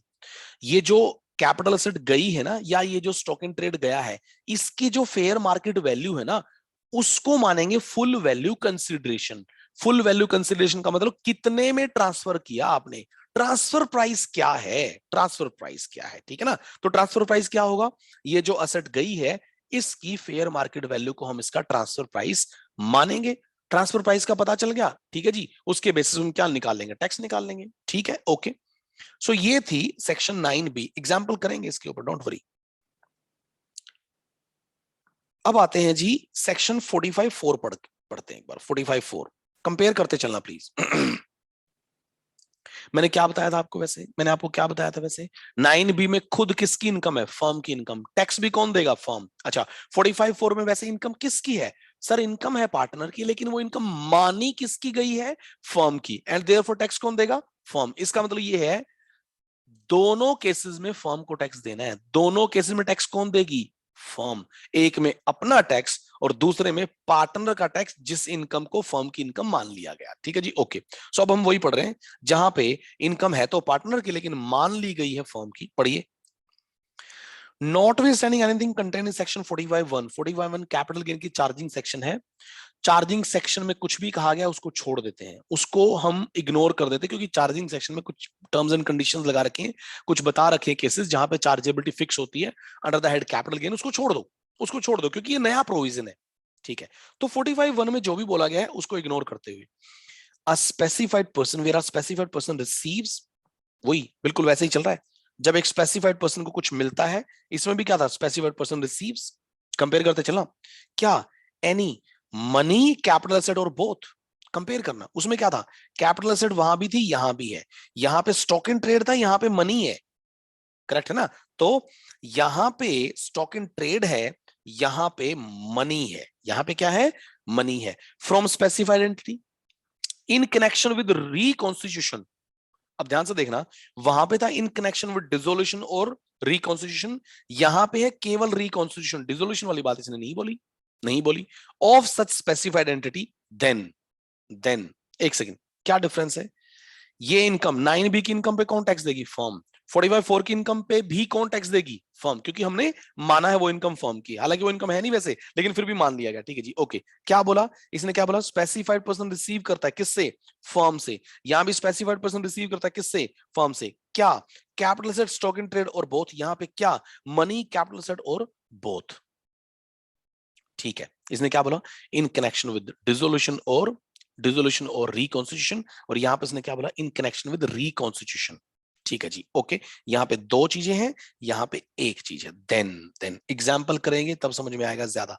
Then any profit और gain arising from such receive by the specified person, specified person को उसने बोला जो भी प्रॉफिट और गेन होगा shall be taxable as income of specified entity, लॉजी बता दिया उसने, ये प्रॉफिट और गेन होगा तो स्पेसिफाइड पर्सन को, but shall be taxable as income of specified entity, लेकिन इसे स्पेसिफाइड एंटिटी की इनकम माना जाएगा under the head capital gain in the previous year in which such money और कैपिटल एसेट और both were received by the specified person. Again वही बात, किस साल में टैक्स लगेगा, सर जिस साल में ये रिसीव होंगी, क्या, ये मनी या कैपिटल एसेट या दोनों जिस साल में रिसीव होंगे ना, उस स्पेसिफाइड पर्सन को, पार्टनर को, उस साल में टैक्स कौन देगा, फर्म देगी। कौन से हेड में देगी, कैपिटल गेन में। यहाँ पे कौन से हेड थे, सर यहाँ पे दो हेड थे, या तो कैपिटल गेन हेड था, यहाँ पे पीजीपी था, यहाँ पे केवल कैपिटल गेन।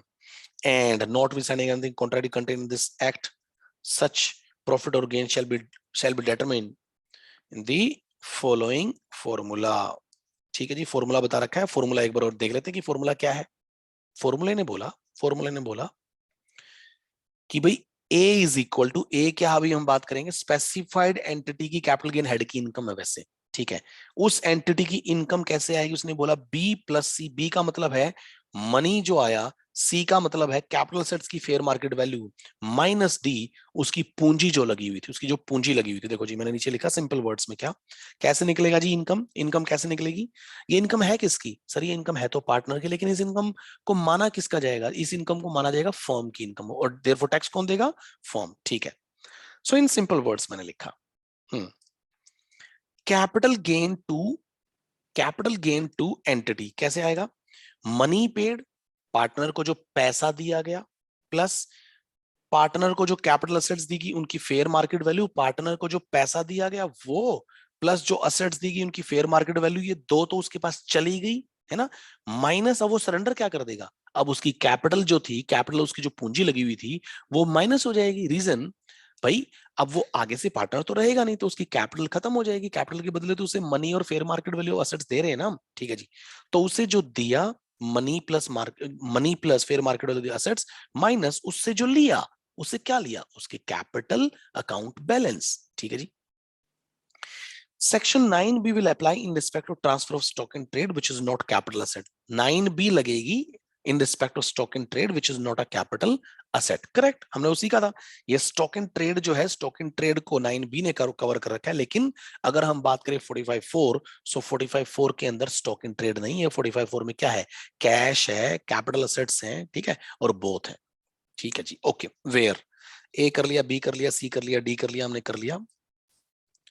उसने ये बोला अगर ए नेगेटिव आ गया, मतलब कुछ ऐसे हो गया, हमने उसको दिया कम, असेट्स और कैश कम दिया, लेकिन उसकी कैपिटल ज्यादा थी। हमने उसको दिया 1 लाख रुपए का सामान और उसकी पूंजी हमारे पास थी मान के चलो 1,20,000। तो आपका ये जो ए है ये नेगेटिव आएगा। तो उसने क्या बोला, अगर ये नेगेटिव आ गया तो इसे हम जीरो मान के चलेंगे। अगर ये नेगेटिव आ गया तो इसे हम क्या मान के चलेंगे, जीरो मान के चलेंगे। देखो गवर्नमेंट ने क्या किया, चित भी अपनी पट भी अपनी। अगर इसे नेगेटिव मान लेते तो ये लॉस माना जाता, और अगर ये लॉस माना जाता तो किसी दूसरी इनकम में से क्या हो जाता, सेट ऑफ हो जाता। क्या हो जाता, सेट ऑफ। तो गवर्नमेंट ने बोला ना ना ना ना ना ना, अगर ये ए अगर पॉजिटिव है तो इस पे टैक्स दे दो, इनकम बन जाएगा। और अगर ए नेगेटिव है तो फिर इसे भूल जाओ, फिर जीरो मान के चलो। आप इसे क्या मान के चलो, जीरो, हम आपसे टैक्स नहीं लेंगे। वाह जी वाह गवर्नमेंट, ठीक है जी, ओके। सो ये तो उसने बोल दिया। अब आगे इसने क्या बोला, आगे इसने बोला, बड़ा इंपॉर्टेंट पॉइंट है, that the balance in the capital account of the specified person is to be calculated without consider the increase on account of revaluation of any asset or due to self generated goodwill or any other self generated assets। बड़ा important point उसने बोला। उसने ये बोला कि partner के जो capital account में जो बैलेंस है ना, जो कैपिटल अकाउंट में जो पार्टनर के बैलेंस है, उसमें आपको विदाउट कंसिडरिंग, उसमें आपको कंसिडर नहीं करना असेट्स का रीवैल्यूएशन या सेल्फ जनरेटेड गुडविल या any other self generated assets को कंसिडर नहीं करना। Without considering that the balance in the capital account of the specified person is to be calculated without considering the increase of revaluation, ignore करना है, self generated goodwill या self generated कोई और asset को ignore करके चलना है। 9B और 45(4) आर म्यूचुअली एक्सक्लूसिव। इसका मतलब ये है कि दोनों सेक्शन लगेंगे, दोनों। 9B लगेगी फर्म पे अपनी इनकम पे, और 45(4) लगेगी पार्टनर की इनकम को, जिसको फर्म की इनकम मान लिया गया। मतलब 9B पे तो फर्म अपना टैक्स पर पे कर रही है, लेकिन 45(4) में जो जो फर्म है वो पार्टनर का टैक्स पे कर रही है एक किस्म से, लेकिन वो इनकम क्योंकि फर्म की ही मान ली गई है तो फिर वो फर्म का ही टैक्स है, ठीक है जी। डबल टैक्स नहीं है, प्लीज डबल टैक्स नहीं, हम सीखेंगे। Okay, meaning of certain terms. Specified entity हमने बात की थी, वो कोई फर्म हो सकती है, एलएलपी हो सकती है, एओपी बीवाई हो सकती है, ठीक है जी। आगे स्पेसिफाइड पर्सन कौन होगा, स्पेसिफाइड पर्सन का मतलब होता है उसका मेंबर या फिर उसका पार्टनर, ठीक है। रिकॉन्स्टिट्यूशन क्या होगा, रिकॉन्स्टिट्यूशन उसने बताया था ना, रिकॉन्स्टिट्यूशन क्या होगा, ठीक है। जिसने बोला कि भाई reconstitution means old partner leaves, कोई पुराना पार्टनर छोड़ के चला जाए, न्यू पार्टनर एंटर्स, को नया पार्टनर आ जाए, पुराना चला जाए, नया आ जाए, या चेंज इन देयर शेयर, या फिर उनके शेयर्स में क्या हो जाए, बदलाव हो जाए, चेंज हो जाए, तो इसको हम मानेंगे रिकॉन्स्टिट्यूशन। डिसोल्यूशन सबको ही पता है, डिसोल्यूशन का मतलब फर्म क्या होगी, डिसॉल्व हो गई, खत्म हो गई, ठीक है जी, okay. Self generated goodwill and self generated assets, it's mean the goodwill or assets which has been acquired without incur any cost for purchase for which or which has been generated during the course of business or profession। Self generated goodwill है, अपने आप goodwill बनी है, हमने उसके लिए कोई पैसा खर्च नहीं किया उसके खरीदने के ऊपर। तो वो गुडविल जो अपने आप जनरेट हुई है, जो अपने आप पैदा हुई है, उसको हम बोलेंगे सेल्फ जनरेटेड गुडविल या self generated other asset with the same principles, ठीक है ना, ओके। सो ये सिंपल से टर्म्स दे रखी थी। स्पेसिफाइड एंटिटी कौन होती है, वो फर्म जो ट्रांसफर कर रही है। स्पेसिफाइड पर्सन कौन होता है, वो पार्टनर जिसके पास रिसीव हो रहा है। रिकॉन्स्टिट्यूशन का मतलब होता है पुराना छोड़ के चला जाए, नया आ जाए, या चेंज इन देयर शेयर या कैपिटल में हो जाए, ठीक है जी, चेंज इन देयर शेयर हो जाए। और सेल्फ जनरेटेड का मतलब होता है जो अपने आप गुडविल जनरेट होती है, जिसको हमने खरीदा नहीं है, ठीक है सर। ये चेंज लाने की जरूरत क्यों पड़ी, मैंने इसके ऊपर बहुत कहानी लिखी हुई है। ये चेंज लाने की जरूरत क्यों पड़ी, इसके ऊपर मैंने बहुत कहानी लिखी हुई है बच्चों। इस टैक्सेबिलिटी के ऊपर ना क्लियरिटी नहीं थी इस टैक्सेबिलिटी के ऊपर कि भाई ये टैक्सेबिलिटी कैसे होनी चाहिए या नहीं होनी चाहिए। So there were lots of dispute on this point कि भाई अगर मान के चलो एक पार्टनर छोड़ के जाता है, केवल केवल मान के चलो पार्टनर छोड़ के जाता है, फर्म डिसॉल्व नहीं होती, तो क्या वो ट्रांसफर माना जाएगा, क्या उसके ऊपर 45(4) लगेगी, पुरानी सेक्शन है ना, वो लगेगी या नहीं लगेगी। बहुत पुराने केसेस थे इसके ऊपर, उन सारे के सारे केसेस में ये कहानी लिखी थी। कुछ केसेस में बोला गया था कि लगेगा नहीं लगेगा, वो सब कुछ, राइट। वो सारा सब कुछ मैंने इसमें लिखा हुआ है थ्योरी में, अगर आप पढ़ना चाहें तो पढ़ लेना, मैंने लिखा हुआ है, बड़ा टाइम लगता है ये लिखने में, राइट। ओके, रिसर्च करके लिखा जाता है। सो अगर आप पढ़ना चाहें तो इसको पढ़ सकते हैं। मैं आऊंगा सीधा आपको एग्जाम्पल पे लेके आओ बच्चों, एग्जाम्पल करते हैं इस चीज के ऊपर। अच्छा, डिफरेंस डिफरेंस हमने देख लिए थे वहां पे हमने देख लिए थे डिफरेंसेस तो, ठीक है ना। डिफरेंसेस दोबारा से दे रखे मैंने, 9B 45(4) में क्या क्या डिफरेंसेस हैं। सो अगेन ये वाला अभी हम छोड़ रहे हैं, ये वाला अभी मैं आपको समझाऊंगा, एग्जाम्पल से समझ में आएगा आपको सीधा। ये रहा एग्जाम्पल बच्चों, बहुत इंपॉर्टेंट एग्जाम्पल है। और ये जो एग्जाम्पल है ये सीबीडीटी ने सजेस्ट किया हुआ है, सीबीडीटी ने सजेस्ट किया हुआ है इस पूरी की पूरी प्रोसेस को अच्छे से एक्सप्लेन करने के लिए। सीबीडीटी ने एग्जाम्पल सजेस्ट किया हुआ है। तो ये एग्जाम्पल कुछ ऐसे है, देखिए इसने क्या बोला, इसने बोला कि भाई एक फर्म है, एफ आर नाम उसका, उसके अंदर 3 पार्टनर है, एबीसी, एक फर्म एफ आर उसका नाम है, और उसके अंदर 3 पार्टनर्स हैं, ठीक है जी। तो उसने बताया कि ये उसकी बैलेंस शीट है। 3 पार्टनर्स के जो कैपिटल बैलेंस है वो है 10 की, उनकी कैपिटल तीनों की बराबर। और इसके पास असेट्स हैं, लैंड है इसके पास, लैंड एस टी और यू, 3 लैंड है एस टी यू।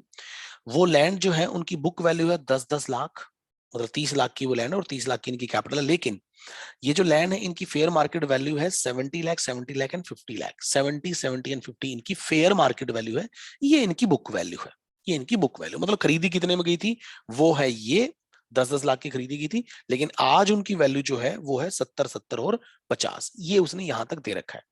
ठीक है जी, आगे आगे इसने बोला all the 3 lands were acquired by the firm more than 2 years ago and thus these are long term assets. Partner A पुरानी थी, वो 2 साल से पुरानी खरीदी हुई थी, और 2 साल आपको पता है कि लैंड के केस में, लैंड और बिल्डिंग के केस में 2 साल से अगर ज्यादा पुरानी होती तो हम उसको मानते हैं लॉन्ग टर्म, ठीक है जी। तो उसने बोला लॉन्ग टर्म असेट है ये, ओके। पार्टनर ए छोड़ के जा रहा है, on retirement of a land the lands all assets have been revalued and the fair market value is tabulated. उसने बोला कि जब वो छोड़ के जाएगा तो सारी की सारी एसेट्स का क्या किया जाएगा, वैल्यूएशन किया जाएगा, और उनकी जो नई वैल्यू नीचे उस टेबल के अंदर दी हुई है, हमने पढ़ ली थी वो 70-70-50 उनकी रीवैल्यूएशन अमाउंट है, ओके। ठीक है जी। The firm decides to give him 11 lakh money and land you, firm ने डिसाइड किया कि उसे 11 लाख रुपए कैश दिया जाएगा, ठीक है जी। और उसे उसे यू जो लैंड है ना, ये लास्ट वाली, ये लैंड दी जाएगी as a settlement of his capital balances on retirement. उसके कैपिटल बैलेंसेस सेटलमेंट के तौर पे उसे 2 चीजें दी जाएंगी, उसे दिया जाएगा कैश 11 लाख रुपए का, एंड ये यू लैंड दी जाएगी। Assume index cost of acquisition of you is 15 lakh रुपए, ये मान के चलो कि जो ये यू लैंड है इसकी अगर इंडेक्सिंग की जाए कॉस्ट ऑफ एक्विजिशन की, तो इंडेक्सिंग 15 लाख बन के आती है। इंडेक्सिंग क्या होती है, ये कैपिटल गेन के चैप्टर में हमने सीखा हुआ है कि हम सीआईआई यूज करके, CII cost inflation index use करके इंडेक्सिंग करते, तो वो इंडेक्सिंग करने के बाद की अगर लैंड की वैल्यू देखें तो 15 लाख निकल के आती है। और ये मान के चलें कि लॉन्ग टर्म कैपिटल के ऊपर 20% का टैक्स लगता है। तो इसके हिसाब से आप अब 9B और 45 के प्रोविजन लगा के दिखाओ। तो देखो जी सॉल्यूशन में क्या लिखा हुआ है, सीबीडीटी का एग्जांपल है, ठीक है ना, okay please. As per section 9B of the act, it shall be deemed that the firm has transferred land U to partner A. ठीक है जी। 9B ने क्या बोला था, 9B ने यही तो बोला था कि भाई पार्टनर यानी कि स्पेसिफाइड पर्सन अगर रिसीव करता है किससे, फर्म से, यानी कि स्पेसिफाइड एंटिटी से, तो उसके ऊपर सेक्शन 9B लग जाएगी, ठीक है जी। At a fair market value 50 lakh rupee, 50 lakh rupee fair market value को क्या माना जाएगा, हमने बात की थी ना कि जो fair market value of the transferred asset है उसको हम मानेंगे फुल वैल्यू कंसिडरेशन। इसका मतलब फर्म ने जो ट्रांसफर की ना, वो 9B के हिसाब से जिस पे टैक्स लगेगा वो है 50 लाख रुपए, ठीक है जी। Therefore long term capital gain calculated as per section 9B in the hands of firm shall be as follows. 50 lakh रुपए की उसकी वैल्यू मानेगी, full value consideration. Full value consideration कैसे आया? 9B के हिसाब से आया जी, ठीक है जी, okay. Less index cost of acquisition आपको दे ही रखी थी 15 लाख रुपए उसकी इंडेक्स कॉस्ट ऑफ एक्विजिशन, ठीक है जी। ये माइनस कर दिया, 50 माइनस 15 करने के बाद हमारे पास निकल के आता जी 35। 35 लाख रुपए का गेन हो गया फर्म को, ठीक है जी, कैपिटल गेन। और कौन सा कैपिटल गेन है? लॉन्ग टर्म है शॉर्ट टर्म है? सर लॉन्ग टर्म, उसने बताया था लैंड जो है वो 2 साल से पुरानी है, ठीक है जी। 20% टैक्स का रेट बताया था, तो अगर 35 लाख रुपए का कैपिटल गेन हो गया तो उसका 20% 7 लाख रुपए का क्या हो गया? टैक्स। टैक्स 35 लाख रुपए का फायदा, 7 लाख रुपए का गवर्नमेंट को टैक्स देना पड़ेगा, ठीक है जी, okay. Computation of capital gain under section 45(4). 45(4) के हिसाब से चलते हैं।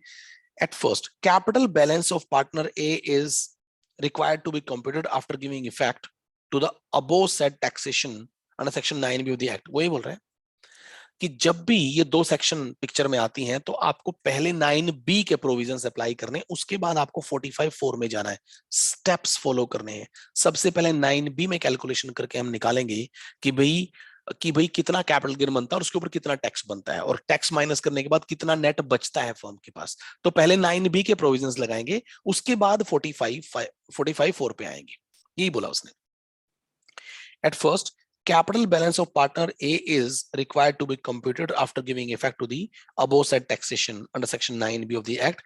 Net book profit on deemed transfer of land U to be credited to the partner's capital account। क्या बोला उसने? देखो, उसने बोला fair market value of the land 50 थी, उसकी बुक वैल्यू 10 थी। 10, देखो वो इंडेक्स कॉस्ट ऑफ एक्विजिशन तो कैपिटल गेन निकालने के लिए होता है, कैपिटल गेन निकालने के लिए होता है, लेकिन अभी बुक्स ऑफ अकाउंट्स में कैसे काम चलेगा? देखो, उसने बोला कि ये लैंड की वैल्यू 50 लाख है और ये कभी 10 लाख में खरीदी गई थी, आज ये 50 की है, कभी ये 10 की खरीदी गई थी। इंडेक्सिंग को नहीं ले रहे हम, इंडेक्सिंग तो कैपिटल गेन निकालने के पर्पज से हम कंसिडर कर चुके हैं, ठीक है जी, ये हुआ।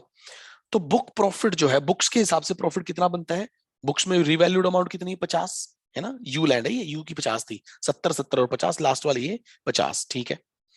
10 लाख रुपए की कभी खरीदी थी तो 40 लाख रुपए का फायदा हो रहा है बुक्स में। बुक्स की अगर बात करें, लेस ये टैक्स लगेगा, ये टैक्स लगेगा ना 9B के हिसाब से, हाँ जी टैक्स लगेगा, माइनस कर दो। 40 लाख का फायदा माइनस 7 लाख रुपए का टैक्स चला गया, तो फर्म को नेट नेट 33 लाख रुपए का क्या हो रहा है? बुक्स में प्रॉफिट हो रहा है। और ये जो बुक्स का प्रॉफिट है ये पार्टनर्स में बटेगा बराबर बराबर, है ना। 3 पार्टनर्स बराबर का हिस्सेदार है, सारे के सारे बराबर के हिस्सेदार है। इसका मतलब हर एक पार्टनर को कितने कितने पैसे मिल जाएंगे? सर हर एक पार्टनर को 11-11 लाख रुपए का प्रॉफिट बांट दिया जाएगा। अब सुनो, वो ये कहना चाह रहा है 45(4) बाद में लगाना, पहले ये 11 लाख रुपए का प्रॉफिट पार्टनर्स को बांट दो। मतलब पहले पार्टनर्स की कैपिटल अकाउंट को रिकैलकुलेट करो, आप ऊपर वाले ट्रांजेक्शन को कंसिडर करते हुए उनके कैपिटल अकाउंट बैलेंसेस को क्या करो, ऊपर वाला जो गेन आ रहा है उस गेन को कंसीडर करने के बाद उनके कैपिटल बैलेंसेस को दोबारा से कैलकुलेट करके निकालो, उसके बाद आप 45(4) लगाएंगे, ठीक है जी। तो देखो इसने क्या बोला, कैपिटल बैलेंस पहले से दे रखे थे 10-10-10, वो बैलेंस शीट में दे रखे थे, हमने पढ़े थे, सबके 10-10 के बैलेंस दे रखे। ऊपर से टोटल 33 लाख रुपए का प्रॉफिट 3 पार्टनर्स में बराबर बराबर बटेगा, तो हर एक पार्टनर्स को 11-11-11 का प्रॉफिट आया। पार्टनर्स के पास टोटल कैपिटल बैलेंस 21-21-21 का हो गया। अब पार्टनर ए छोड़ के जा रहा है, ए के हाथ में 45(4) के हिसाब से देखते हैं जी कितना कैपिटल गेन बनता है। 21 लाख रुपए की उसके पास क्या थी? कैपिटल थी। यस सर, 21 लाख रुपए की, सॉरी 21 लाख रुपए की कैपिटल थी। यस, अच्छा, उसके बाद उसे मनी कितना दिया गया? 11 लाख रुपए का कैश दिया गया। 50 लाख रुपए की एसेट दी गई। आज उसे जो लैंड यू दी गई उसकी फेयर मार्केट वैल्यू कितनी है? 50। तो उसे कुल मिला के 61 का सामान दिया गया, लेकिन उसकी कैपिटल केवल कितनी थी? 21 थी, 21 थी ना। तो excess of settlement money over the capital account balance, एक पार्टनर को 61 लाख रुपए का सामान मिला, जबकि उसकी 21 लाख रुपए की केवल क्या थी? पूंजी थी, कैपिटल थी। तो पार्टनर को फायदा हुआ ना। अरे गए तो जेब से केवल 21, छोड़ने कितने पड़े? 21, लेकिन आए कितने? 61, एंड देयरफॉर उस पार्टनर को 40 लाख रुपए का क्या हो गया? गेन हो गया। कोई मेरे को बताएगा इस 40 लाख रुपए के गेन के ऊपर पार्टनर टैक्स पे करेगा या फर्म? Sir firm. कौन पे करेगी? Firm. Under section what? 45(4). Sir अब हमें समझ में आ गया ये वाला पॉइंट। यस, तो नीचे बोला The excess money so calculated above 40 lakh shall be charged to tax under section 45(4) है ना, in addition to the amount of 35 lakh charged to tax 9B. 9B में जो 35 लाख रुपए इनकम चार्जेबल है, राइट, उससे अलग ये 40 लाख इनकम भी है। इसका मतलब दो इनकम है, 40 लाख की इनकम, 35 लाख की इनकम। लेकिन बच्चा बच्चा जानता है अब तो 35 लाख रुपए की इनकम किसकी है, फर्म की। 40 लाख रुपए की इनकम किसकी है, पार्टनर की। लेकिन 40 लाख की इनकम मानी किसकी जाएगी, फर्म की, ठीक है ना। 35 लाख की इनकम है भी किसकी, फर्म की, टैक्स भी कौन, फर्म। 40 लाख की इनकम है किसकी, पार्टनर की, लेकिन किसकी इनकम मानी जाएगी, फर्म की, एंड देयरफॉर टैक्स कौन देगा, फर्म। ठीक है जी। अकॉर्डिंग टू रूल 8AB, है ना, 8AB, अभी मैं बताऊंगा आपको, ₹40 lakh, ये ऊपर वाला 40 lakh shall be attributable to the remaining assets of the firm on the basis of increase in their value of the in their value due to revaluation. इस ये जो फर्म है, इस फर्म के पास 3 असेट थी, है ना, 3 लैंड थी। एक लैंड तो चलो चलेगी उसके पास, किसके पास चलेगी, उस पार्टनर के पास, ए के पास चलेगी, लेकिन 2 तो अभी भी बच गई ना। वो ये कह रहा है, ये जो 40 लाख का फायदा है ना, जो 40 लाख का फायदा है, ये 40 लाख का फायदा बाकी जो 2 लैंड है उसमें बांट दिया जाएगा, उनमें बांट दिया जाएगा, एट्रीब्यूट कर दिया जाएगा। In this example both the remaining assets S and T have their value increase by 60, क्योंकि वो 10-10 की थी, 10 की जो थी वो कितनी हो गई, 70 हो गई, तो उनकी वैल्यू में कितना इंक्रीज हुआ, 60 का इंक्रीज हो गया। इसका मतलब वो कितने कितने की होगी, 60 की 2 होगी, एस एस भी कितने की होगी, 60 की, और टी भी कितने भी इंक्रीज हो गया, 60 का, दोनों में 60 का इंक्रीज हो गया।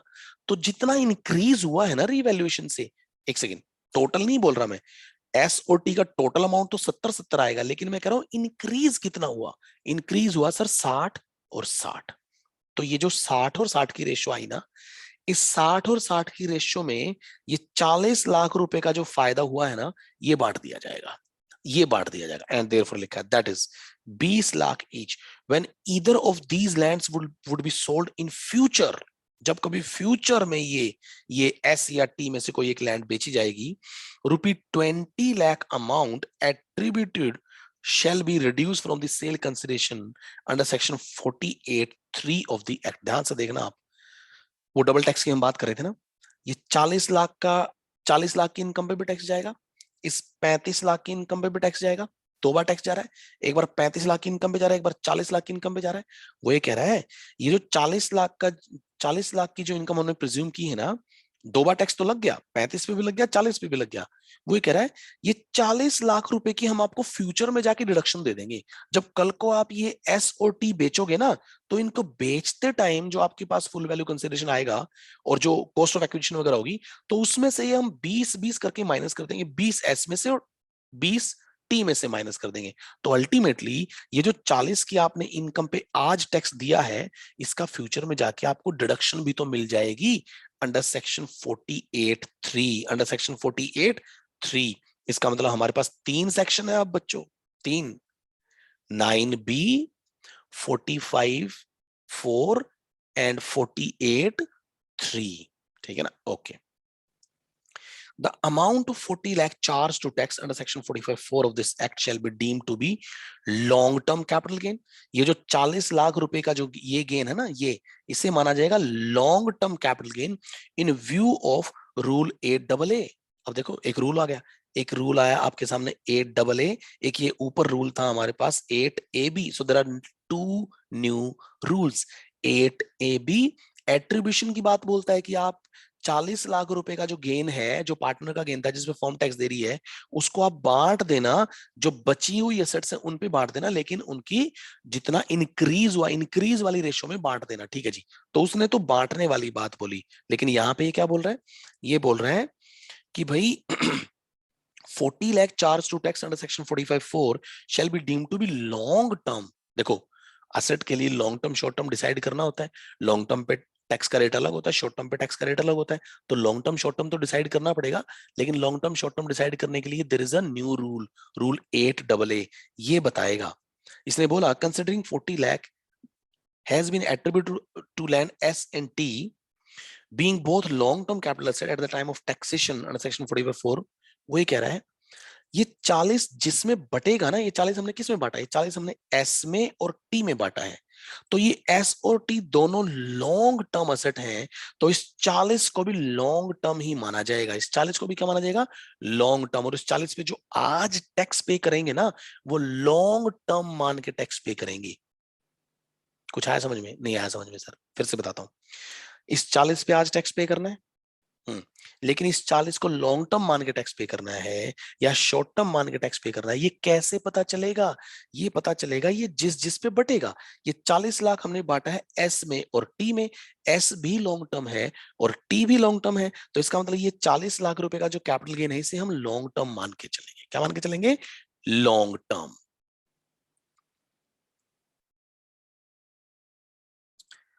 ये मैंने लिखा भी आगे, बड़ी मेहनत करनी पड़ी यार ये एग्जांपल्स पे।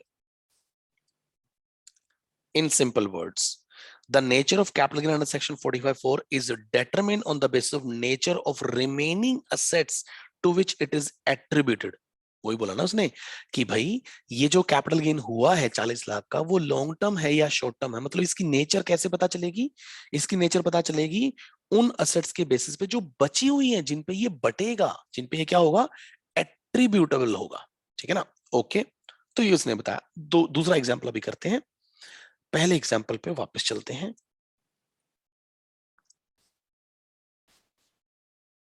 देखो क्या किया हमने इस एग्जाम्पल में, क्या सीखा हमने। सर एक फर्म है, उस फर्म के पास 3 पार्टनर्स हैं, ठीक है, और फर्म के पास असेट्स हैं 3। कौन सी असेट्स है उसके पास? STU, ये असेट्स 10 10 10, इनकी वैल्यू कितनी है? 70 70 50 आज जो वैल्यू है। ठीक है जी। पार्टनर्स की कैपिटल कितनी है? 10 10 10, तीन तीन उनके पास 10 10 10, 3 पार्टनर्स है जिनकी 10 10 की कैपिटल है। ठीक है जी, ओके। इनमें से ए छोड़ के जा रहा है, ये 10 वाला छोड़ के जा रहा है। जब ये छोड़ के जाएगा तो फर्म इसको क्या दे रही है? 11 लाख रुपए का कैश, और ये यू लैंड उसको दे रही है। इसका मतलब देखा जाए तो 50 की तो उसे लैंड मिलेगी और 11 उसे क्या मिलेगा? कैश मिलेगा। तो कुल मिला के उसे 61 मिलेगा। कितना मिलेगा? 61। लेकिन क्या उसकी कैपिटल 10 है? नहीं, उसकी कैपिटल भी तो अभी अपने को क्या करनी पड़ेगी? दोबारा से कैलकुलेट करनी पड़ेगी, रिकैलकुलेट करनी पड़ेगी। यानी कि पहले हमें सेक्शन 9B लगानी पड़ेगी। 9B के बाद जो कैपिटल में एडजस्ट हो जाएगा, तो एडजस्टेड कैपिटल कंसिडर करनी पड़ेगी जब हम 45(4) करने लगेंगे। ठीक है, तो वही किया हमने। हमने पहले 9B लगाई। 9B ने क्या बता रखा था? 9B ने बोला कि आप जो असेट बेच रहे हो ना, उसकी फेयर मार्केट वैल्यू को हम फुल वैल्यू कंसिडरेशन मान के चलेंगे। तो वो जो लैंड है उसकी बुक वैल्यू तो 10 लाख है, लेकिन उसकी फेयर मार्केट वैल्यू कितनी? 50। तो 50 को हम क्या मान लेंगे? Full value consideration. ठीक है जी। उसमें से माइनस कर देंगे index cost of acquisition. 15 lakh की गिवन थी, ये रही गिवन थी, एंड देयरफॉर इसको कैपिटल गेन हो गया फर्म को।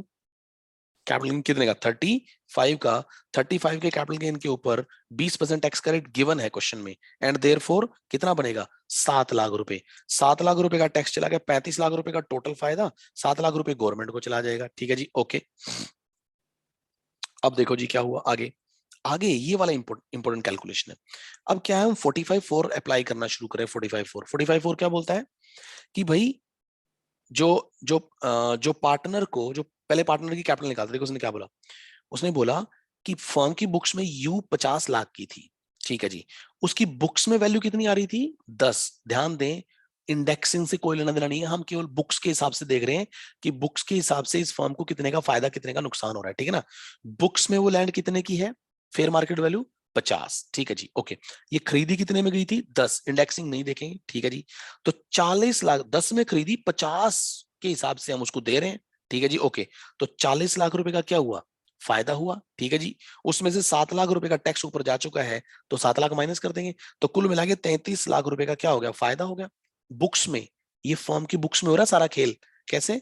50 की लैंड डिसाइड हुई, 10 की वो कभी खरीदी थी, 40 का फायदा, 7 का ऊपर टैक्स दे दिया और माइनस कर दिया, 33 का टोटल फायदा जो तीनों पार्टनर्स में 11 11 में बांट दिया जाएगा। ठीक है जी। अभी जो 11 11 में बांटा, उनकी कैपिटल निकाली जाएगी। रिवाइज कैपिटल कितनी आएगी?